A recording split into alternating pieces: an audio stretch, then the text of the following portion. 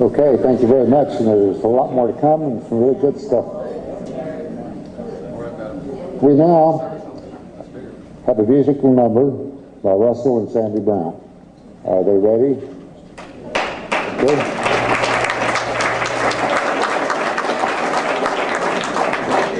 Okay, welcome, guys.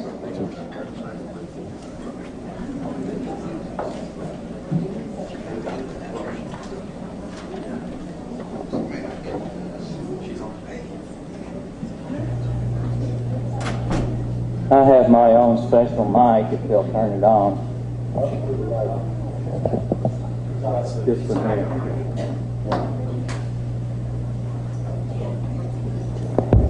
Oh, my mistake. There's probably a lot of you people out there that don't know who we are. If you didn't catch our act in Reno last month, our billing was the color crayons. Sandy Brown and Rusty Brown. And if you caught the act, you'd probably hear this song in it somewhere.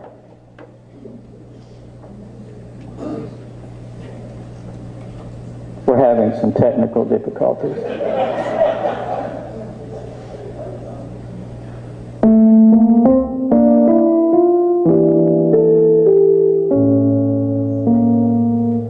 Maylocks and nose drops and needles for knitting, walkers and handrails and new dental fittings, bundles of magazines tied up with string. These are a few of my elderly things.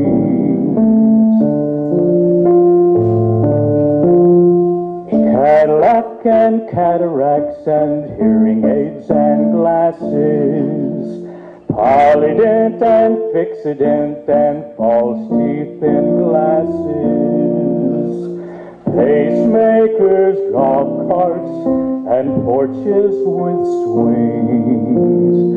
These are a few of my elderly things. When the pipes leak, when the bones creak, when the knees go bad, I simply remember my elderly things, and then I don't feel so bad.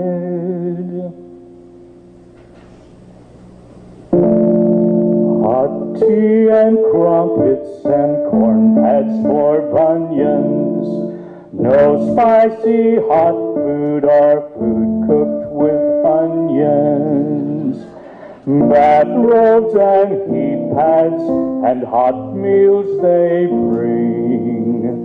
These are a few of my elderly things.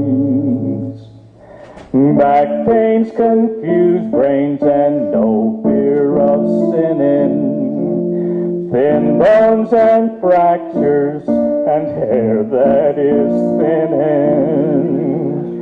And we won't mention our short, shrunken frames when we remember our elderly things.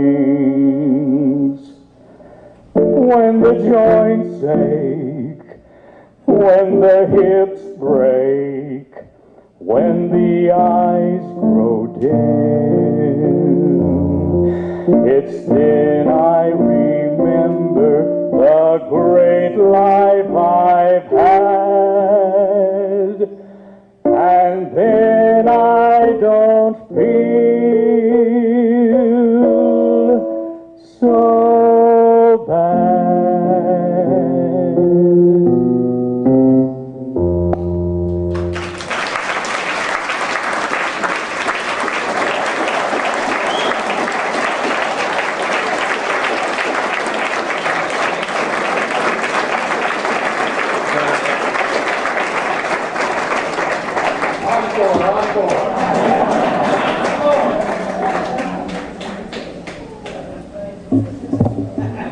was a lot of fun. Thank you.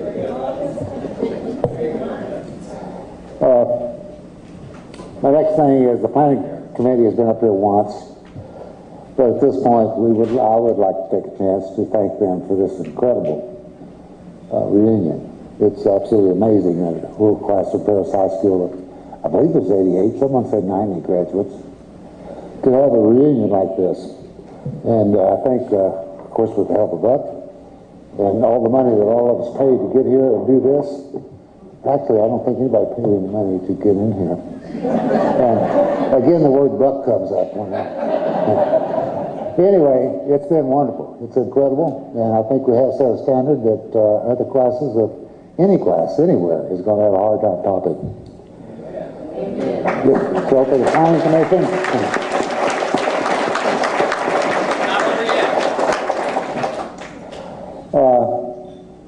Margaret, do you want to come back up and do some more? Okay, we'll have some more drawings for some more really wonderful stuff.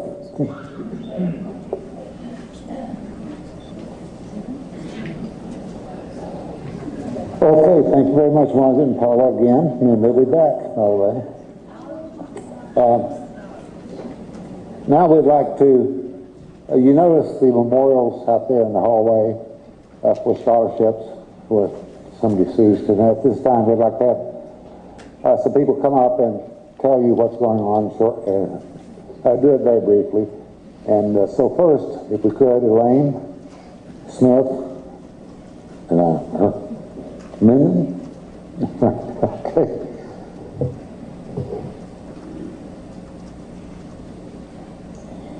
When I was informed that the committee had decided that they would honor my son in this way, I was just really pleased. And Bill asked me tonight if I'd be willing to say a few words about Brett, and I said, okay. I don't have any trouble talking about him. Interestingly enough, he was actually born in Paris, even though I haven't lived here since I graduated and went off to college. He was born July 1967, and Carolyn McCubbin and I were the only two ones in the maternity ward at that time, I think, and my dad delivered Brett. Now, people in other parts of the country find that really strange, but those of you down here realize that whenever I needed doctoring, it was either going to be my dad or one of my uncles that did it. So, and Brett didn't ever spend any great length of time here, but we came back almost every Christmas. And I remember one time we didn't come for Christmas, and both the kids and I felt like we really kind of missed out. We came back for Christmas because my parents really didn't leave Paris. I mean, my dad and his brothers, they made plans so that at least one of them or two of them was always here in town. But anyway, Brett was a neat kid. He really was my easier child. And I told his sister after he had died, I said, I've got to remember not to make him perfect just because he's gone. And she said, oh, I don't know. She said, I used to introduce him to people as my disgustingly perfect brother. If any of you looked at the pictures out there, you can see there were kind of three aspects that were shown in the pictures. He made state orchestra for 3 years, played the cello, and he sang too. But he only played in the state orchestra the first year because the second 2 years it was in direct conflict with the state wrestling meet that occurred on the same weekend, and yet once he'd made state orchestra, he preferred to go to the wrestling and see what he could do there. And he really did quite well. He wrestled, I think it was 2 years at 98 pounds and the last year at 105. And he actually, the last couple of years he won, so that was neat. And he was a National Merit Scholar. He had one semester down at Rice University. And I remember one year, one gathering when he was a senior, and somebody came up to me and said, you must be really proud of him. And I said, well, I really am, but I think the thing that I'm most proud of, he's a nice kid. He just was really a good kid. I mean, not that he didn't ever do anything he shouldn't. I remember sitting there one time teaching students in the front room and hearing these funny noises, and I went outside, and he and a couple of his neighborhood friends were climbing up the tree on this side of the house and going across the roof and climbing down the other tree. So he was a boy. But anyway, my dad started this scholarship fund in his name at Paris High School, and it was given out for several years. It's kind of been dormant for several years because, as you know, there hasn't been any interest coming in, and the management of the scholarship has actually been turned over to the Kiwanis Club. But I think this will give that scholarship a boost, and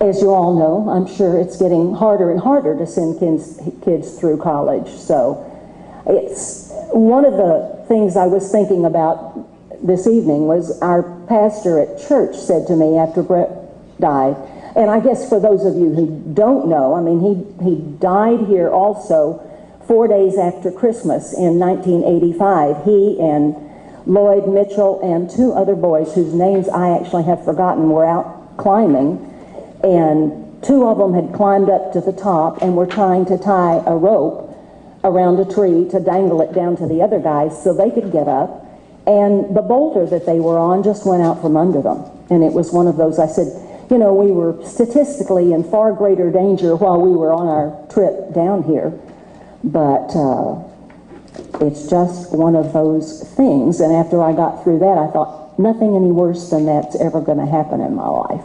So what I started to say was our pastor had said to me, you know, people want for their children health, happiness, and success. And he said Brett was way too young, but he had all three of those things, and he really did. And it was a great comfort to me to know that he had not enough life, but a good life, and that I knew where he had gone. So I thank you very much for whatever you choose to give in this time.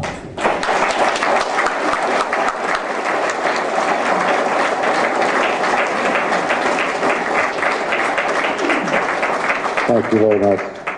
Next, Herschel Henson and Felder Burns. Would you like to come up and say a word? There we are. Okay.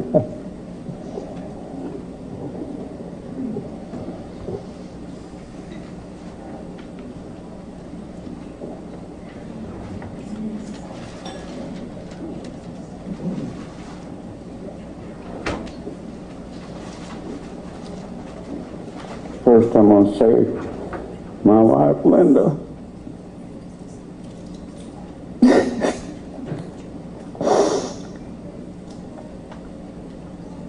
I love her.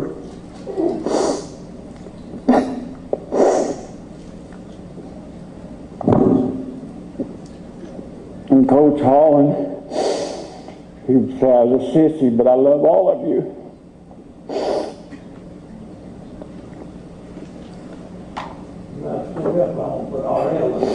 Listen, I'm fixing to say something about RL. You know, RL, thanks for getting me started on him first. Now, he's supposed to be, you know, pretty good, whatever. But I'm gonna beat him. And I'm gonna beat him fair and square. I ain't gonna lie to you. God, I'm glad you got me started. And that's RL over in that yellow thing. Whew. Let's see. I was thinking about a word. See, I ain't got nothing wrote down, RL, but now I'm going to be using this. Y'all will too. But Danny Gray's going to back me up. And Jerry Jenkins ain't going to back me up. But I'm going to start off. Last time I've been in front of a crowd is when me and Chester Shakovic. Now we didn't call him that in high school, but he's Chester Shakovic, and then he's a Pollock. There's, you know, Pollock jokes. I know a lot of them. Woo! Well, I'm going to try and get through this. Guy, you help me. But I'm going to start off with all these true stories now. And one of them is about these two guys that got in an argument. I mean, they've cussing each other. And hello, Wilson. And they was cussing each other and want to fight, you know. But this one, he just pulled out a gun and shot him. I mean, killed him right there. Turned around, he said, "Did you see that?" He said, "Yeah." He just shot him dead right there. So he turned around to this other guy. He said, "Did you see that?" He said, "No, but my wife did."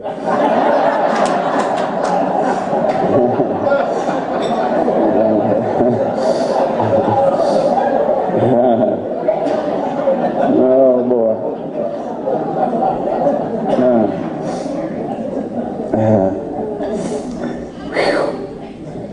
Last time I was up from people like this, y'all, me and Chester Shakovic, we sang in the 11th grade. Now, wait a minute, I'm telling this. But I want you to sing anyhow. Me and him got up in front of the audience and we sang 16 times. You still remember it, Chester? Woo!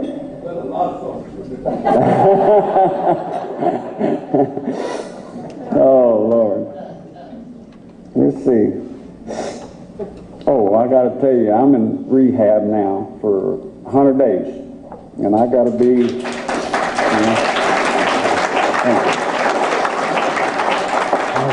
but it's for my heart. It's going too fast. But anyhow, I went down there. My wife was with me, and we checked in. And so these people come in and introduce themselves, and these,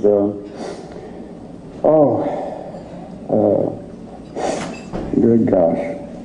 Anyhow, I went in to get, what do they call them? Therapists? Not therapists. Is it therapists? Okay. Well, I got to tell you this. Anyhow, we went in and these therapists come in. There's 6 of them down there at the old folks home, which they give us all rub downs. You know, I mean, show us how to. Anyhow, this one, I mean, pretty Linda. She was good looking. She had muscles. And well, your daughter's a therapist. And she's a good one too, because she put some cold ice on my back one day. But anyhow, this Donna, that's her name, she come in and laid me down on the bed, and my wife was sitting right over here. And she started showing me all the, you know, exercise and everything. Whew. Anyhow, I thought, after she left, I looked at Linda and I said, "She's pretty, ain't she?" He said, "I don't know if I want to leave you down here or not, you know, for 100 days. Anyhow, she left, and I thought she was going to be my therapist. Well, the next morning, this 300-pound woman, I'm telling the truth, come in here. She said, "I'm your therapist." And I just love her to death. Monica's her name. She's a sweetheart. So I thought, oh, Lord. But they really made me feel good the last 2 weeks. I got to go stay in there another 12 weeks. But I feel so much better. My heart was ticking a little fast. But I'm going to tell you about a guy. Danny, you be ready? Come up there right now. No. Anyhow, he was our quarterback in high school. His name was Truman. We all called him Bubba.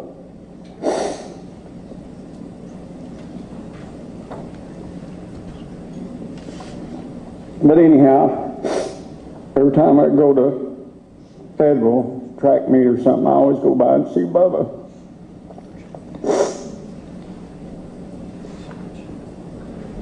You think you got troubles, but just look around the corner, you know.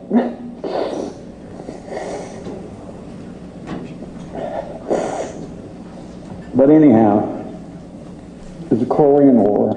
I guess he was flying,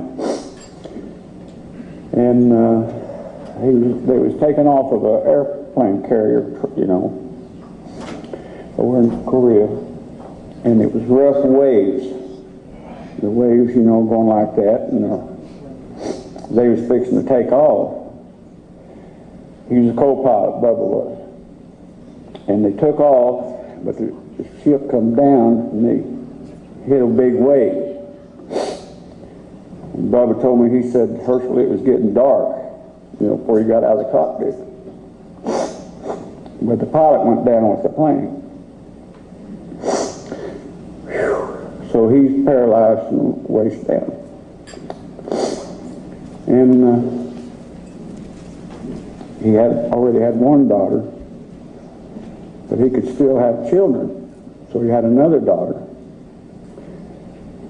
And Bubba's a good lawyer. I mean, he was good enough there. Well,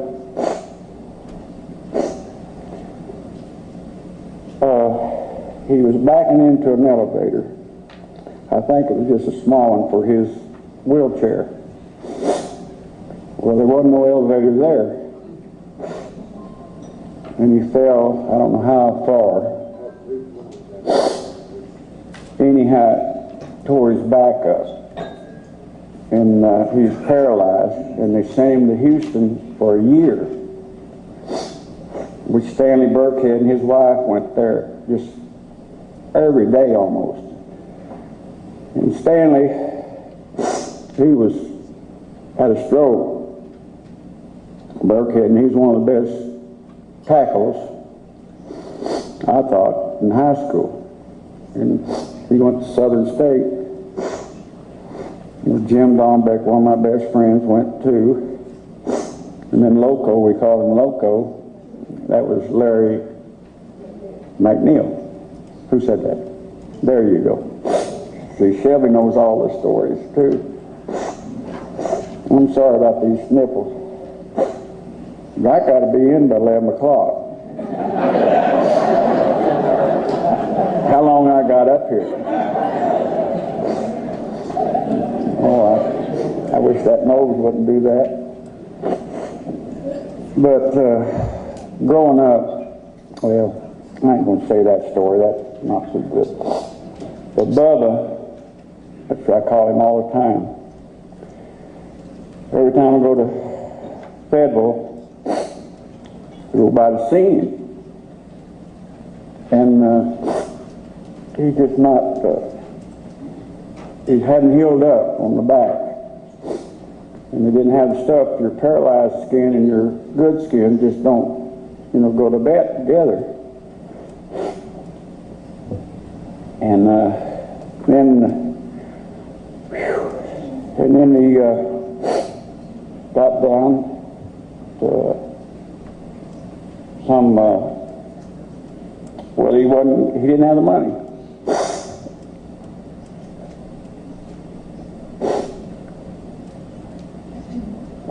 Get ready. No, let me get this, I gotta get this out. Whew. But anyhow, they brought him back home.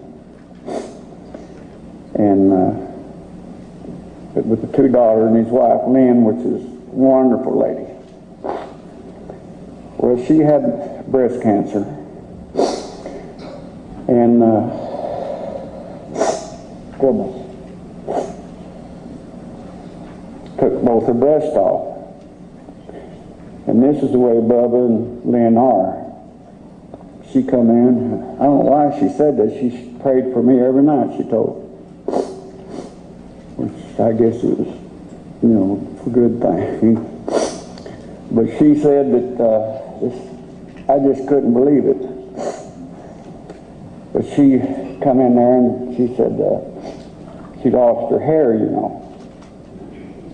And she said, I told Bubba, said, well, I got you a blonde. She put on a blonde wig, because all her hair was out. And I looked around, and I couldn't believe that, and they just laughed about it. So there he was in one room, paralyzed from the waist down. I'm sorry about that sniffing. I get one side or the other of that thing. But, like I say, anyhow, he was there in one room, paralyzed from waist down, and then his youngest daughter was in another room, and she is paralyzed completely. She don't know anything.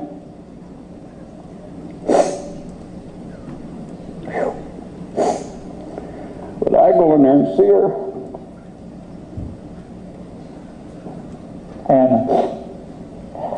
and I rub her arm, she kind of looks at me.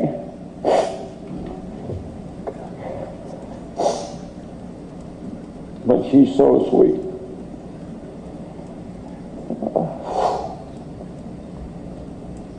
And I go back to see Bubba, and we talk about football and every one of you guys that played with him. Bubba, I always call him Bubba. And he was getting really short of money. So all the good people, which all of you are, gave money for it, but say, well, they was going to put him in a rest home, where they'd take their house away from it. So people got up and gave money. Well, anyhow, getting back to Bubba, he's so appreciative. And every time I go up there, I try and give him, 100 or 200.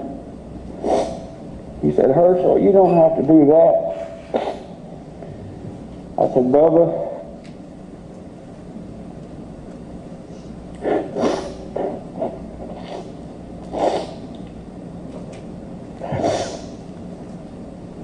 I said, as long as I got money, you got money. But anyhow, it's been about 2 months or 3 months ago. His older sister, his oldest daughter, well, the telephone was ringing in her room and no one answered. So her mama went in there, and there she was, already gone, dead. And the day before, they was getting ready to go to town and get a computer. And there she was.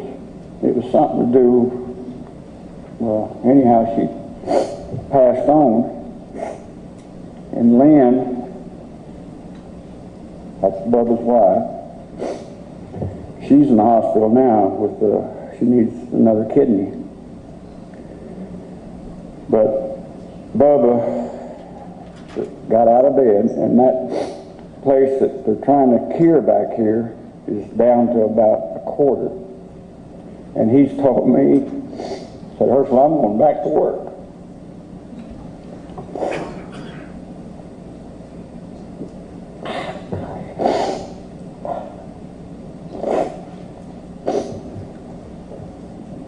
But I don't know how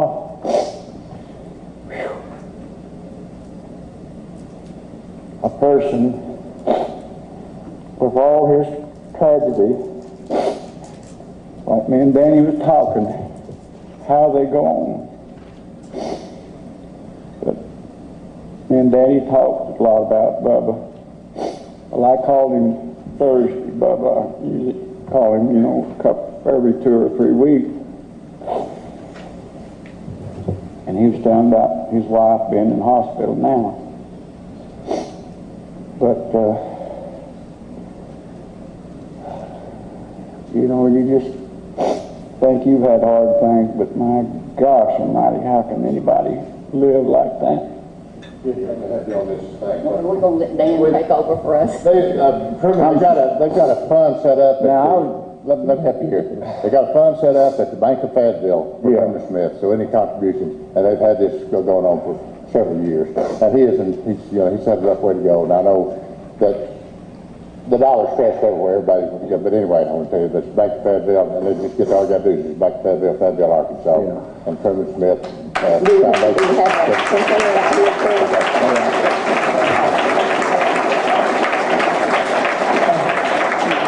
That's my sister-in-law. There you go. But how you doing? I hauled in the jury and I thought of that. Okay, thank you, Herschel, and God bless. Next, Arlene Davis. She here? There you go.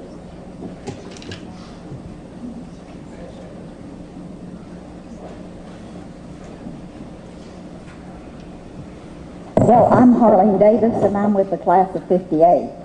And I plan to get up first thing and thank you 59ers for including us. That was just so kind of you. Of course, we've always known how much you loved us. And as as Monty said, you know, especially after Rockaway Beach. You've never forgotten it, and you've never let us forget it, and we didn't do anything. Really. The teachers were just tired of taking it. I'm sorry. And any of you who haven't seen it, I just briefly did a while ago, there's a big display out there on that table. It says, Rockaway what? You know, the whole thing. But anyway, we do appreciate it. And we do feel close to you. And just like you guys, we have lost several of our loved class members. And there is one who is a very special lady to anyone who knew her. And she also, as a teacher later at Paris High School, some of your children grew to know and love her. And we have a scholarship, a memorial scholarship fund set up for, of course, Jeannie Gray Williams. And if anyone would like to contribute to this, I think we're going to try to be sitting out there, right, Lee? And if you miss, you know, give it to any class member in Paris, especially Lee. And if you miss it, you can always send it to Lee. And we appreciate that so much. Thank you.